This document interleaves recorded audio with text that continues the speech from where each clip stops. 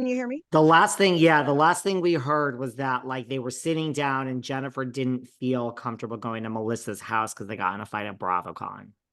Oh, okay. So they were having a sit down in regards to BravoCon.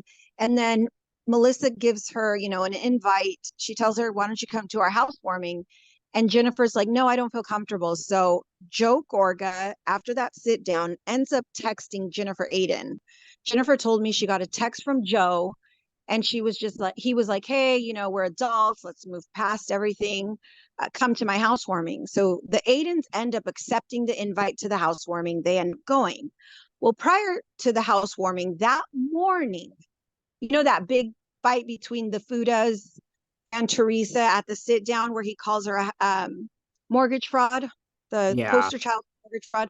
That sit down between the Fudas and Teresa and Louis was the morning of the Gorga's housewarming. So it was filmed the same day. So I remember Teresa called me and she's like, hey, Jim said I should show up with like a gesture for my brother and give it to Fuda to give to my brother. I'm going to give him like my dad's bottle. Like my dad, I guess Teresa's dad liked Johnny Walker. So Teresa shows up per Jim's request with the bottle of Johnny Walker and a card for her brother's housewarming. So she gives it to Fuda and says, this is for my brother's housewarming or whatever. That was filmed in the morning. And then in the evening, the Gorgas had their housewarming.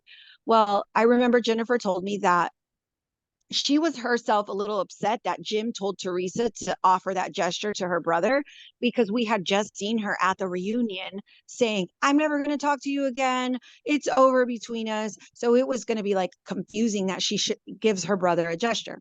Anyway, Jennifer said that he kept the bottle, but he ended up throwing away the card. So that's a little more tea. Why did Jim Leonard want Teresa to give her the bottle? Just to soften her look on camera? Yes, because I asked that exact question, David. I said, why did he want that, Teresa? That's so weird. The chapter's closed, right? She's like, yes, honey, but look, Jim said it's going to make my brother look like an asshole because he's probably going to throw it in the trash. And I was like, but we already know he's an asshole. Like, come on. And she's like, no, no, no. He said he's going to get rid of it. But then Jennifer said he kept the bottle. And I even think that he threw the card into the fire or he threw it into the trash. I don't remember. I'll have to go through my notes because I did take notes after they told me the tea. How did we get here? How are you on? I mean, you are now spilling all these receipts, but like, you kind of alluded to this earlier. Like, how did you get here? Like, was it like, did they say all the tree huggers are fighting? We have to blame you. Like, how did you now Yeah, get to like being the to where I'm at. sacrificial? Like, yeah. Yeah. Okay. So what ended up happening was Roxanne from All About the TRH had continuously insulted Melissa Feaster. So she would say, guys, go look at the Namaste. Teresa's podcast host, which the thing doesn't exist anymore. No, it's done.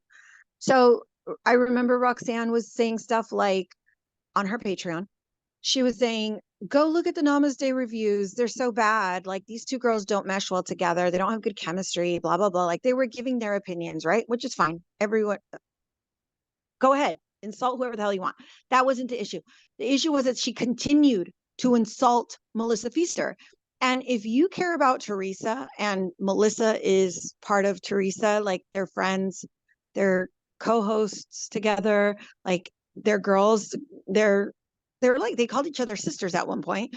Why is a blogger continuously insulting Melissa Feaster? So then the fans began to question, Teresa, are you going to like tell this girl to stop, defend Melissa? And Teresa, who used to engage with all of these tree huggers daily in DMs, was just now looking at their DMs and not responding. And then before they knew it, they had Jim Leonard in their text in their DMs saying, listen, we don't need people reaching out to Teresa, that you guys don't know what's going on. We need to squash the beef. We don't need fighting within our own camp. So then these girls were like, why is he in our DM? Like, why is this man who not only inserts himself onto the TV show, but Who's a lawyer? why is he now talking to us women bloggers? Like, who is he? Who does he think he is? Telling people, knock it off. This needs to stop. Teresa's not going to engage with you anymore if you don't knock it off. Like scolding, reprimanding these girls. So anyway, long story short, people were begging Teresa to defend Melissa. She didn't. And so then Roxanne and her minions put out this whole thing that Melissa Feaster and I started a war within the Teresa camp. So the long story, I guess the short story is, bottom line, there was fighting within Teresa's camp because of Roxanne. Because Roxanne continuously insulted Melissa and people wanted Melissa defended. Because guess what, people? They naturally liked Melissa Feaster. They thought she was the fun, like energetic, like they liked her. She was bubbly. And some people couldn't wrap their minds around that. And so they took it as Melissa Feaster and Gabriella had all these fans fighting with Roxanne and with Teresa. So it was just one big shit show. But in the end, people started blaming me, which again, that didn't, I mean, it bothered me because I felt like I was part of the team. I was always told, you're on the team. This is our team. I thought, why are they throwing me under the bus? I'm on the team. I don't want people talking shit about Melissa Feaster either. But because I've said that, and because I didn't come out and say, guys, stop, coming for Roxanne, who they were naturally coming for because she was talking shit. Because I didn't say that, then they were throwing me under the bus. But it wasn't until I, got my accounts taken, David, and I walked away that I looked at it all and I just thought, wow, I don't want a part of this. I don't want nothing to do with this. I'm out. I don't care how much I care about Teresa. I don't care what I have done because I literally moved social media mountains for these people. I was just done. I was sickened. And then instead of like being concerned as to like me stepping away, I mean, they were calling my special needs daughter retarded. I mean, people were really, really coming for me, saying all these things about me. And instead of saying, hey, are you okay? I was being told, appeal those accounts, come back. Season's coming. We need your help. Like we need you. Come. And then besides that, they were still telling Melissa Feaster, hey, because I cut all communication off with these people. I didn't talk to them. They were over here calling Melissa Feaster saying, we got to get Gabriella on the team.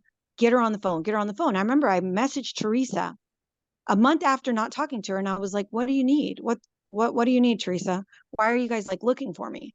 And she's like, honey, please, I swear on my daughters, it's nothing bad.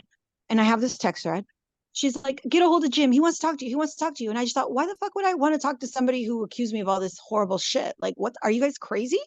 And she's like, we need help with my daughters. We need your help. We need your help. So that's why when I see all these bloggers saying, Gabriella was just an obsessed fan, Teresa wanted nothing to do with her, Teresa wasn't aware, blah, blah, blah. I'm like, bullshit. They were literally wanting me to rejoin the fucking team. So it's just so gross. It's so intense. There's so much behind the scenes. I mean, I don't even think we talked on what they wanted to do in regards to Jan Joseph's rest in peace. What did It's they a lot, want to David. do?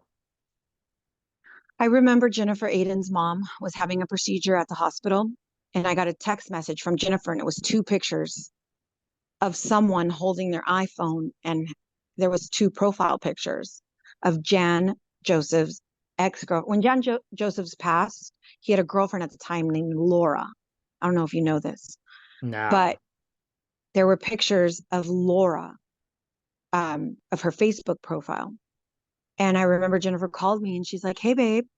And I was like, hi, who's that? You sent me pictures. She's like, listen, so I'm